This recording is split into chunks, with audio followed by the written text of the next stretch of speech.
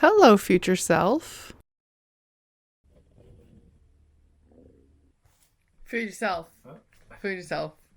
I got a present. Do you want to see my present? It's the most exciting. Why won't you turn around? Huh? Me? No, camera. Nintendo Switch! Steve got me a birthday present, which is a Nintendo Switch, and I'm getting all up in his areas. Oh my gosh. Sir. Yes. Thank you for my very exciting present. You're welcome, which was a total surprise. It was very surprised. I didn't even have any idea. Look at that cute face.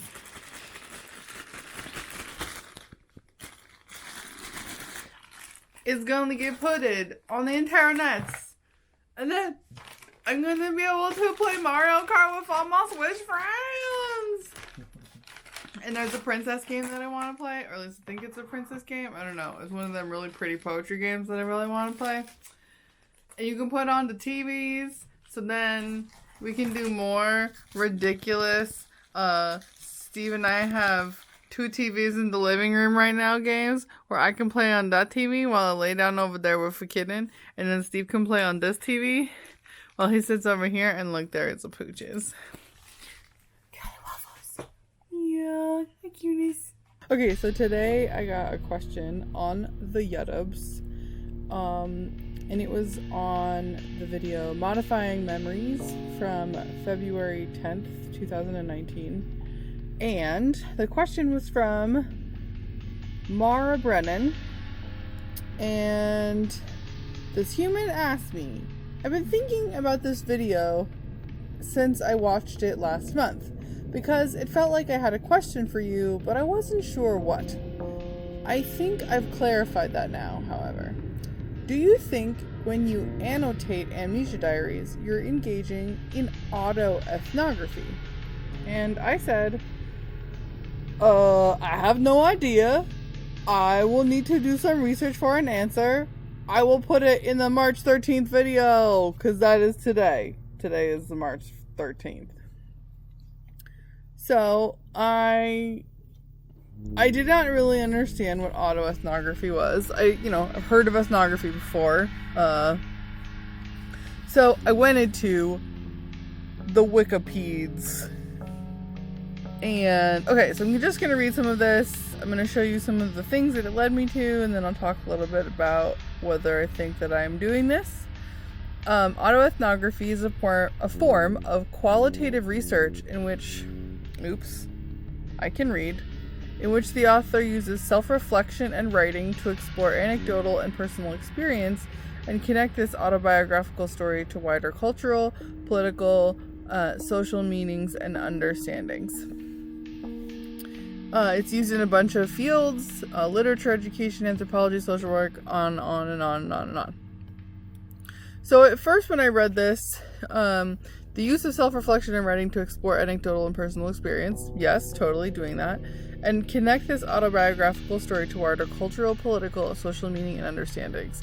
So at first I was like, nah, brah, I'm not doing no connecting, but that is not true. The whole point of doing Amnesia Diaries is exploring 2 things. One thing is sort of disability and sort of invisible disabilities and the infrastructure that exists for those. And then the other is the infrastructure for memory that exists for everyone. Like, everyone remembers the title of a book but doesn't remember the author's name, and so they look up the author's name, and there's that sort of transactive property of computational memory access.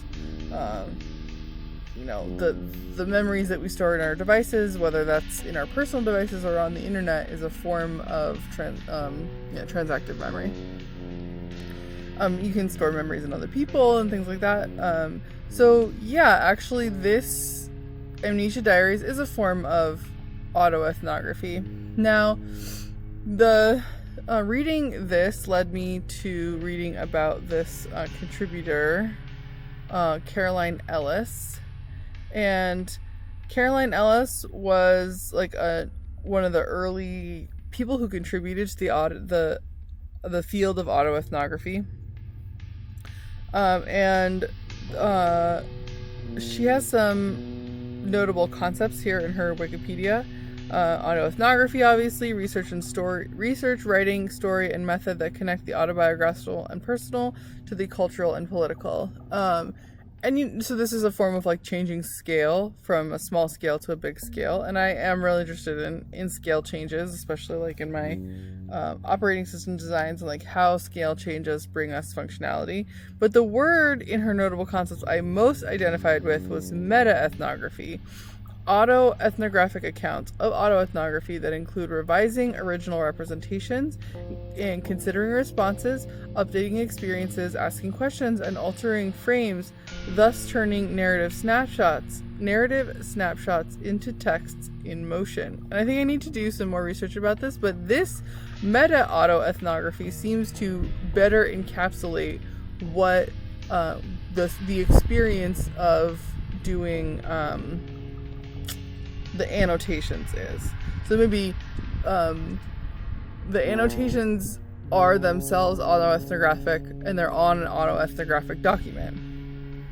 And they help me do things like, see the repeated patterns of the things that I'm doing, and also I'm definitely considering my response to the memory, like how that memory makes me feel and things like that.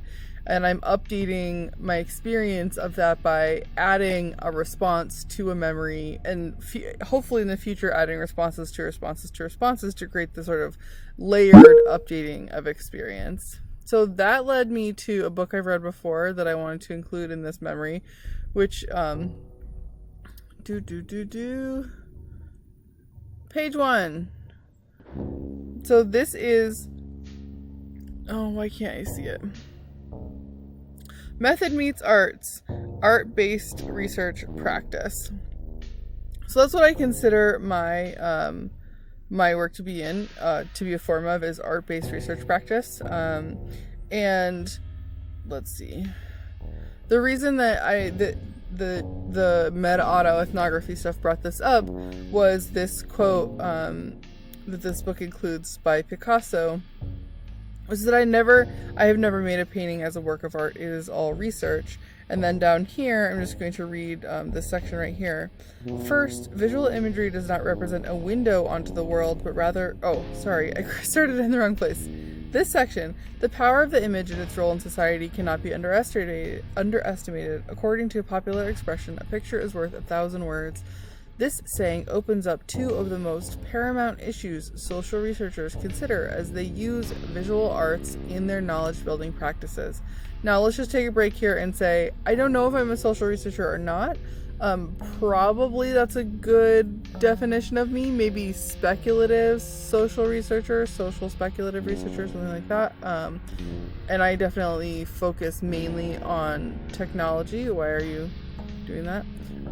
Mainly on technology and human interactions, and that is definitely part of our social world. So yeah, I think social researcher includes my knowledge building practices. So okay, I'm gonna keep going.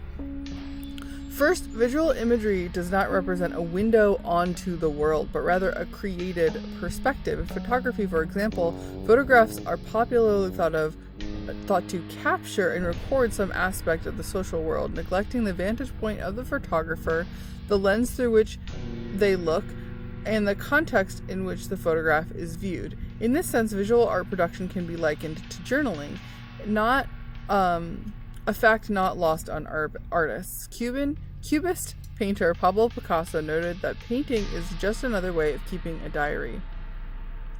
So this is a very integral part of Amnesia Diaries, right? Like, I am playing with this idea that a memory is not a capturing, but a point of view, which is what a memory is supposed to be, and therefore is like more similar to this idea of a vantage point in photography or other visual arts. And then also the context in which the photograph is viewed. So there's many contexts in which Amnesia Diaries is viewed. Other people are watching them on YouTube and asking me questions, like how we got to this, which is great. I really love people asking me questions because it helps me see my memories and what I'm talking about through totally new lens. So that's an interesting thing, right? This technologically enabled memory allows other people to participate in this meta autoethnography that I'm doing. And then also, so that's the context, and also so the lens through which the person looks. So the lens through which I'm creating the memory is all of the technological mediation that happens. The camera, so what was my phone, and sometimes it's still my phone, and now the new AI camera that I'm using. Also the editing and all of that stylization are all lenses through which the memory is created. So yeah, there's this interesting crossover between meta auto. I'm never gonna be able to say this word. Meta autoethnography, regular ass autoethnography, and art-based research methods. So yeah, so thank you so much for asking this question. It definitely got me thinking lots of new things and researching lots of new researches. I had never considered my work in the context or via the lens of ethnography, so that definitely opened up some new avenues for me. So yeah, thank you. I appreciate that, human. Yeah. But how do I stop recording?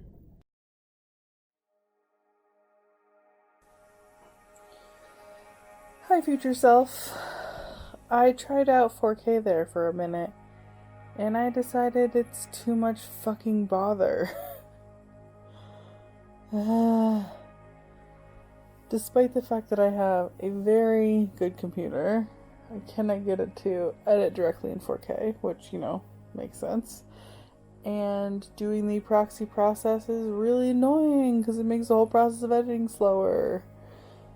So I'm going back to HD. But maybe I will try again and not be such a 4K wimp. Wimp.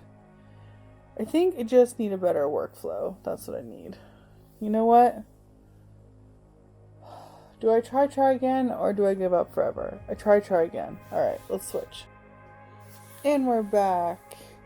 Is it reasonable or even pointful to do 4K video for this project? I don't know. What are we doing right now? We are playing with new toy. This thing. This is my Switch. It's real cute. And there's my little camera. It's real cute. And I have been playing. Where is it? There it is. I wonder if I can make a screen recording on this thing, because that would be pretty cool. I have been playing Stardew Valley, and it is real pretty. Alright, I'm gonna try and see if I can make a screen recording and see what happened.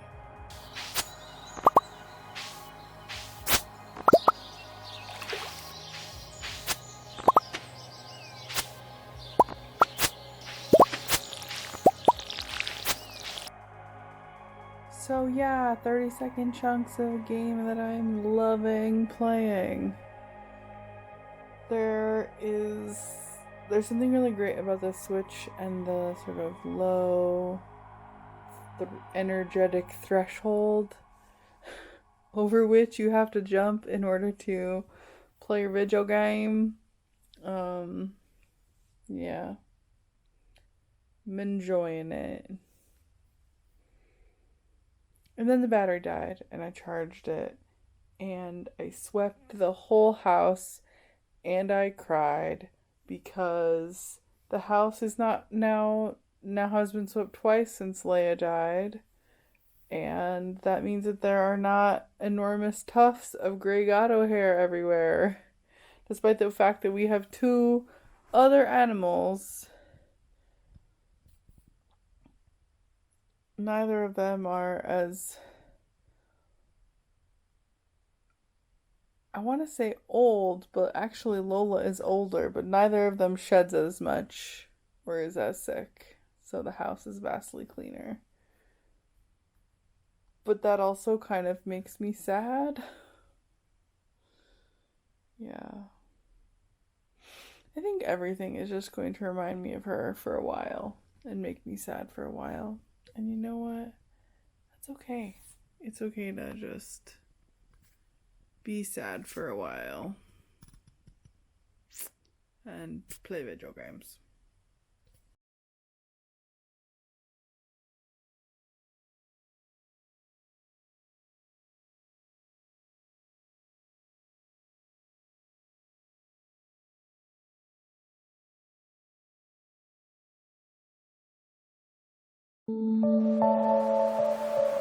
Smooch pooch. Yeah. Hi, sweetie. Hello, self. It's hard to. I didn't swivel it around like I usually do. We are going to Andy and Andre's house for Shabbat dinners, and also probably to have a swimming because it is beautiful outside. So sunny, so shiny, so boots. It's real warm. And our backup kitten, little backup kitten, she's having her little backup kitten snacks. Yeah.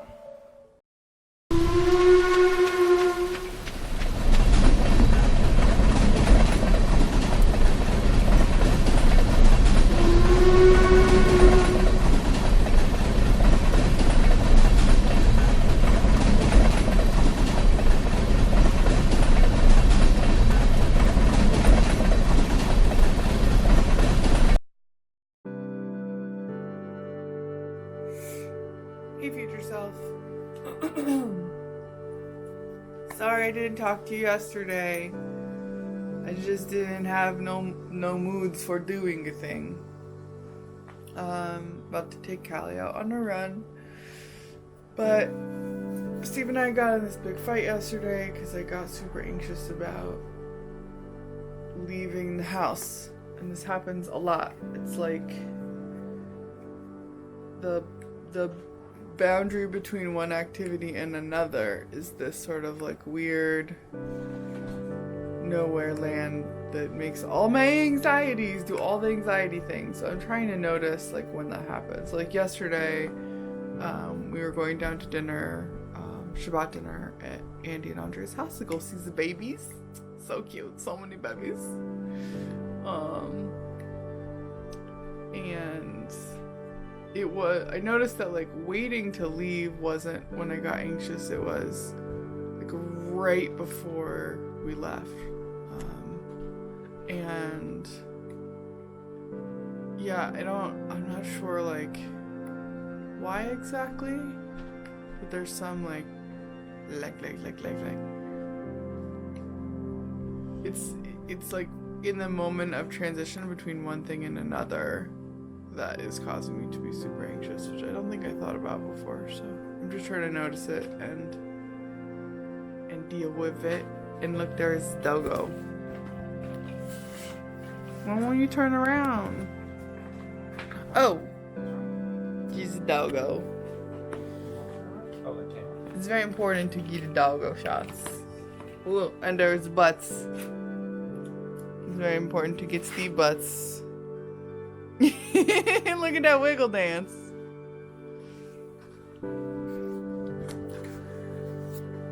So yeah, I am now feeling that same anxiety, the transition between one thing and another anxiety. I don't know why it is like that, but it is. My brain goes, ah, freak out, freak out, freak out. So yeah, I'm trying to pay attention. But now we're gonna go on the back ride. And Steve is gonna ride Bruce. This is a Bruce. This is a Bruce. This is the brand new bicycle that Steve built it. Brand new old bicycle. How are you feeling about your new object, sir? Pretty good. It's still a work in progress. It's basically, well, you put it as me buying a new bike. That's not really accurate, because when you buy a new bike, it's fully supported. That's true. You bought a pile of parts. But yeah, it's the first and only complete bike build I've ever done. I didn't expect to actually build a whole bike, but that's what I ended up doing. I had to toss the original frame, but so it's kind of funny. It has sentimental value, but the sentimental value is almost Because this seat was original. Nope. This little tassel. Oh, just the tassel's original? Nope. This is not original? Wasn't this on your old bike? Oh, I didn't realize you made a new tassel. Make it. So, yeah, I had to toss the old frame completely, but it has sentimental value because it was the first bike that I ever purchased with my own money as an adult. So this is the old frame. I probably should go back into the light. Scooch pooch. But yeah, the head tube, you can see it right here if you can get close. There's a crack right here. That's really dangerous on a bike. You can die from that if you're going down a hill at a high rate of speed and this cracks and your handlebars get loose. Wipe out. So yeah. So this is, it's a shitty old Sears special. Got me through a lot of really hard times. It was my first and only bike for a while. So I replaced it with this frame, which is funny because this is like, it's a Gary Fisher, which is like a legendary make of mountain bike. So this is a much better frame. I bought it on eBay for a couple $100, which seems like a lot for an old frame, but new it would have cost, just the frame probably would have cost $1,000 or $2,000. So then I had to strip all the parts off of this frame, except I couldn't get the bottom bracket out because it was so tight, and I don't have a bike stand, so I could get good enough torque or leverage on that. And I had to put all those parts on here, and then I added some new parts. I reran because it was a new frame. I just redid all the brake lines, so it has Yokozuna brake lines, which are and shifter cables as well. So I redid the shifter cables. I had to get a new derailleur because the old one doesn't fit this frame because it has a fatter down tube, so I had to get a new derailleur. It's got the old derailleur, so This is an old part. old derailleur. So yeah, the only thing old on it still are like the reflector. This is old. This little bracket is the reflector bracket, which I had here, but on this bike it doesn't fit. Like on this frame it went here, and it's got this little thing for the brakes. It's the only thing that's actually better about this than the Gary Fisher frame. This little holder piece for the caliper brakes here. This one doesn't have it, so I had to rig something up with some zip ties. But yeah, the reflector and the bracket, which I haven't removed yet. The rear derailleur. The pedals are not original to this bike, but they're old. They're hand-me-downs from Squirps pedals. He upgraded to these nicer Shimano ones. These are his old pedals. New pedals. Old inherited pedals. The bottle cages are also inherited. Ooh. Inherited from my road bike. So it has lighter weight, kind of nicer bottle cages now. It's so fancy. The fork and the calipers and the crown race. This little ring right here at the top. Those are the only things. All these little parts. The only big part is the fork. So now we're gonna go test it. Everything else is hand me down, new or new used. Snack adventure test commence. Hello, future self. Oh, I need to close the door so that you do not hear Steve's music. This is the whole time. Guess what? I got a Switch, and then I stopped doing Amnesia Diaries because I was playing video games. Way too much video games! I've been playing Stardew Valley like it was water and I was a camel.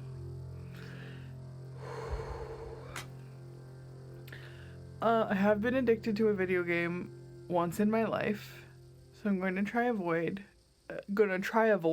doing that. I think part of it is that it has the illusion of productivity while also making my brain super relax. Yeah. Love it. but it does mean that I am like, I did a crap, but I don't think I made any video yesterday. I'm like, let's see how many days behind on notebooking I am.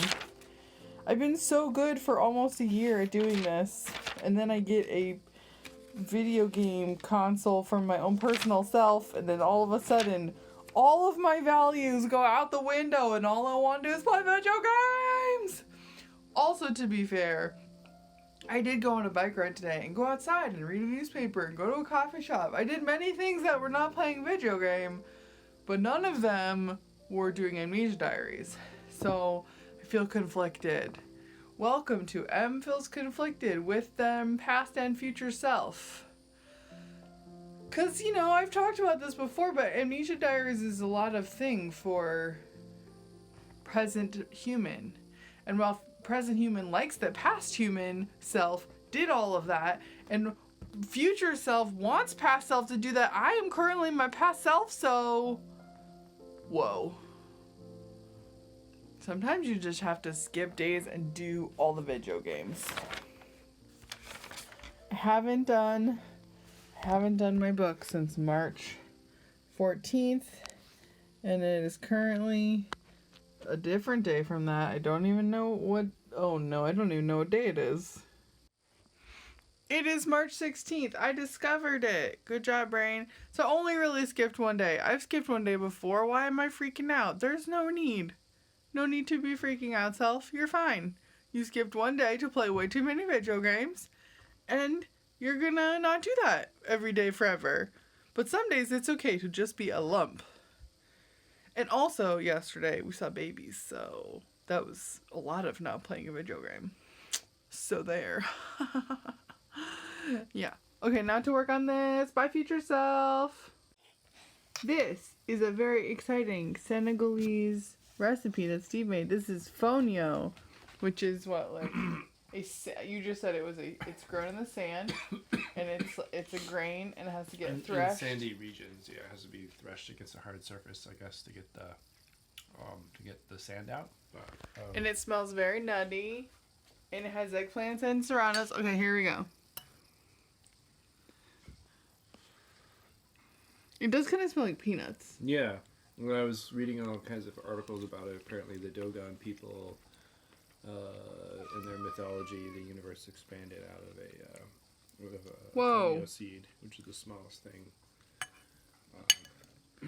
in their world. The closest thing I associate with that texture is like couscous, I guess. Yeah. It's similar, but it's like tougher and smaller than couscous. It's interesting. Apparently, it's millions of Africans depend on fonio for nutrition, but you know, for whatever reason, hasn't received much scientific attention. Like there have only been 19 brief scientific papers about it, like ever. Interesting. So it's like a heritage green. But it's apparently it's currently widely in use. I mean, I guess you can call it heritage, but it's currently used by millions of people. So. Fonio, a new food that we're eating. Okay, goodbye.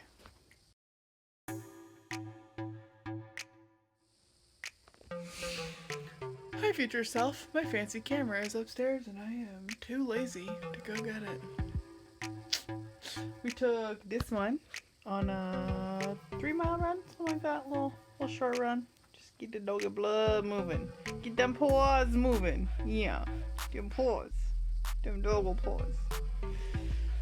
And then I played Stardew Valley because I loves it.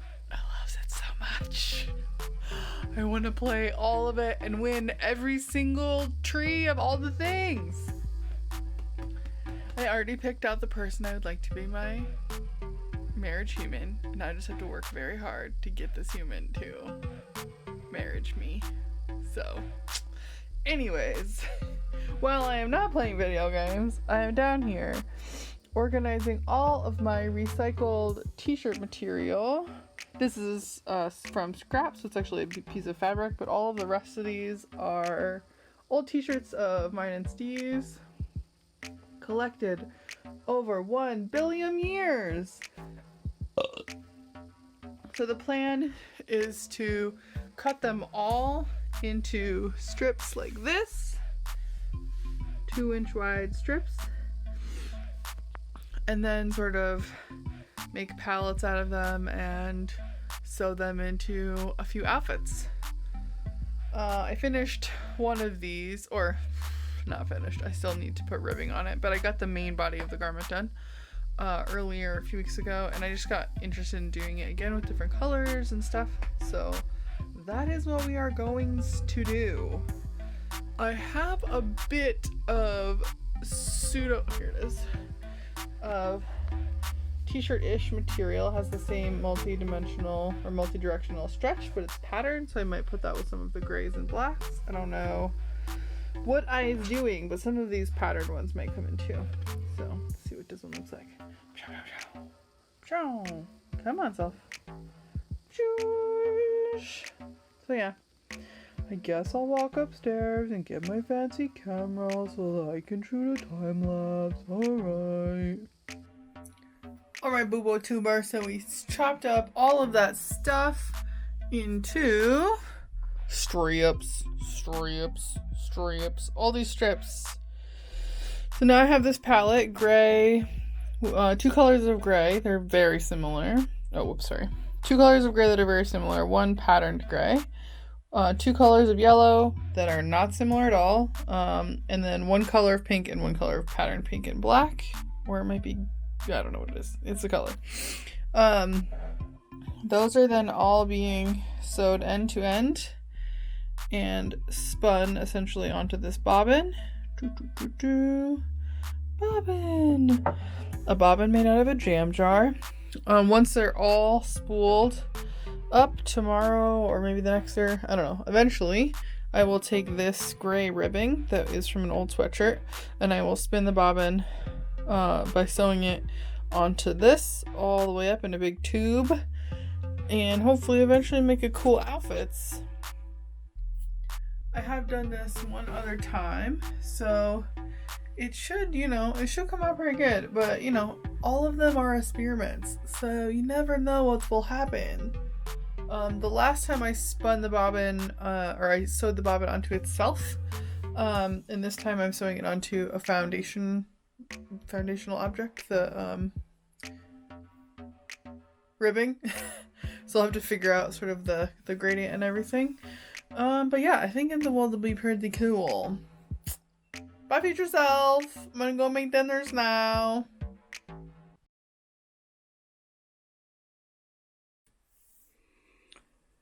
Good morning, future self. Look how much stuff I have on my little bobbin. It is so exciting. I'm just working away on a little sews project, but I realized yesterday, looking in my closet, that I have way too many clothes, and I made almost all of them, which is like a huge accomplishment on the one hand, and on the other hand, it's like, well, what am I supposed to do? Because I don't want to get rid of any of them. I don't want to donate them. Like, I still want to own them, and I still want to wear them maybe in the future, but maybe I need to like pick a small subset and like put the rest of them away. So yeah, I gotta figure out what to do. I don't want to sell them. Maybe I should sell them. I guess I could sell them. I don't know. It's weird. Plump.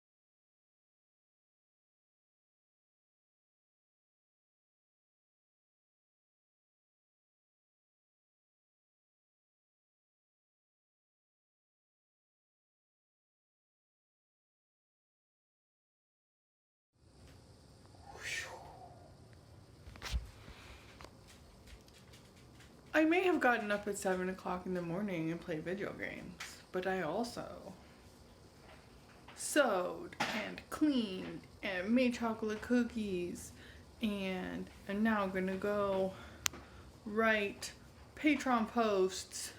So I am definitely still playing very many video games, but that's okay because I'm interspersing it with doing activities. Yeah.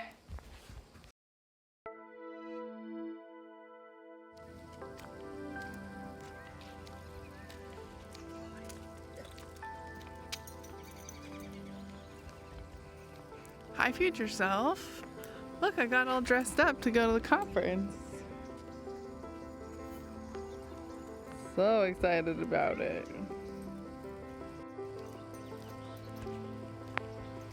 So I had this idea last night when I was going to sleep, which is I am going to change the format of the way that I edit Amnesia Diaries. I have been editing and publishing daily videos for almost a year, maybe more, maybe it's 8 months, I don't know. But I think that I'm ready for a change. There are pretty white flowers everywhere. Pretty white flowers.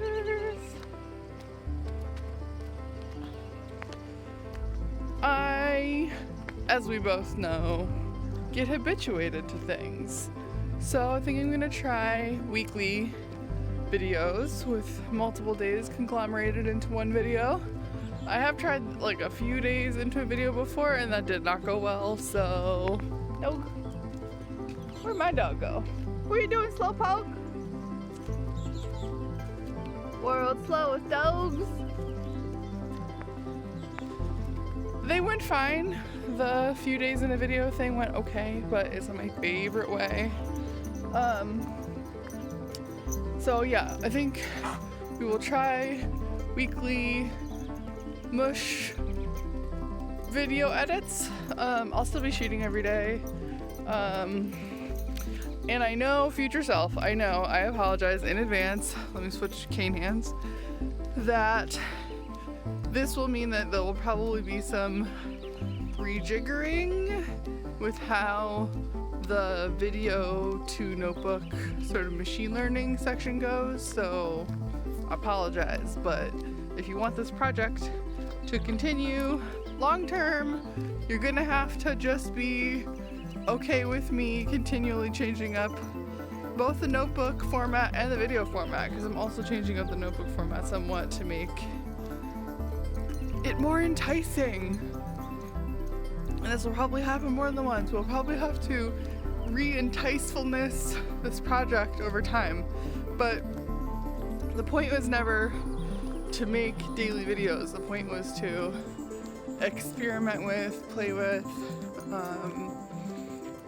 the texture, the format, the media embodiment of a transactive technological memory. So I've played with it one way for a while, and now let's play with it a new way and see if this way feels different. So yeah, welcome to my first weekly mushed together Amnesia Diaries thingum.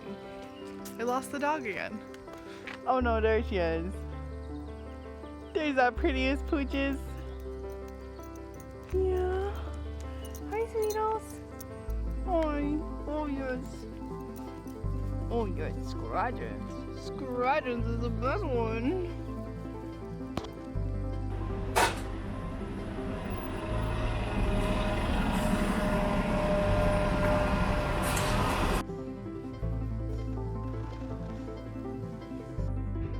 Hello. I'm at the fabric store and I'm going to show you what I got.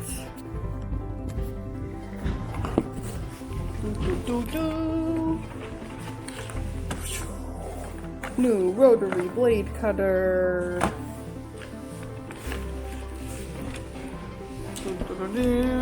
Gray ribbing for the shirt I'm making. Blue ribbing for the shirt I'm making. And the piece de resistance. It has dinosaurs on it. Wait, let me flip it over. It has tiny dinosaurs on it and it's stretchy, and I'm gonna make pants. Plus I got like 8 of these because my serger is running out of thread.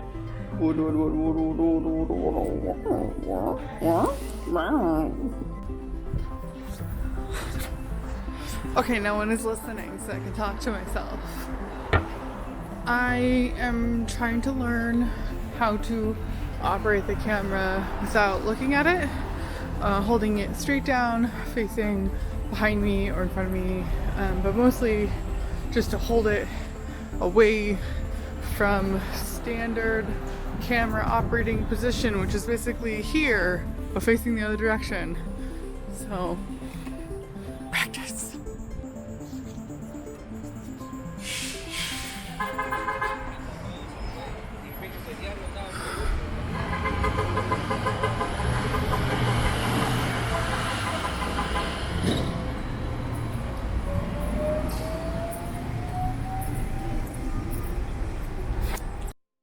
Bye, future self.